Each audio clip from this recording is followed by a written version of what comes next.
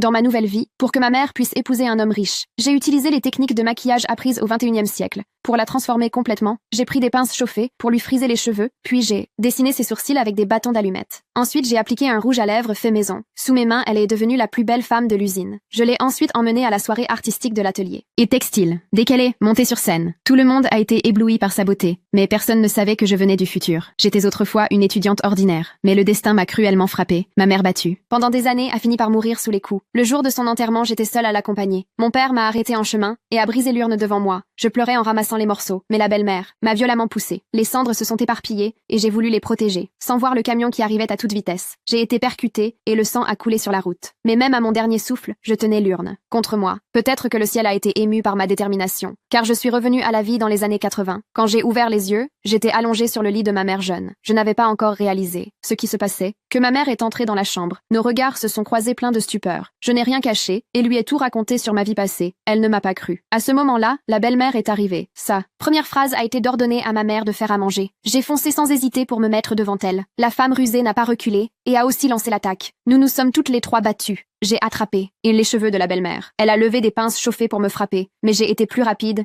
et lui ai lancé de l'eau bouillante. Elles ont hurlé de douleur et sont parties en courant en se tenant le visage. Ma mère a enfin cru en mon identité. Mais ce qui est arrivé ensuite m'a glacé le cœur. Le lendemain, à peine partie quelques minutes, ma mère a été forcée de monter dans un palanquin. Il voulait encore la marier à ce démon. J'ai couru de toutes mes forces, mais je suis arrivée trop tard. Des hommes me clouaient au sol, tandis que ma mère était traînée vers sa perte. Je me suis débattue et ai saisi un balai à proximité. Je l'ai brandi de toutes mes forces. Ils ont été pris de court. J'ai soutenu ma mère d'une main et brandi une reconnaissance de dette de l'autre. L'homme a pâli en la voyant. Je l'ai menacé en disant « connaître le créancier ». Il a pris peur et a reculé. J'en ai profité pour m'enfuir avec ma mère. Je lui ai fait jurer de ne plus jamais croire ce type. En larmes, elle a promis et on a scellé ce serment du petit doigt. Cette année-là, l'héritier de l'usine est revenu de l'étranger. Je l'ai reconnu comme l'homme qui avait aidé ma mère dans ma vie passée. Je lui ai dit que c'était son véritable destin. Mais ma mère secouait la tête en disant qu'elle n'était pas à la hauteur. Mais je savais que dans ma vie précédente, c'était lui qui avait payé pour ses soins quand elle était gravement malade. Cette fois, je ne laisserai pas passer l'occasion. Je l'ai maquillée et habillée de mes propres mains. Elle était magnifique. Je l'ai poussée vers le bureau du directeur, mais le bureau était vide.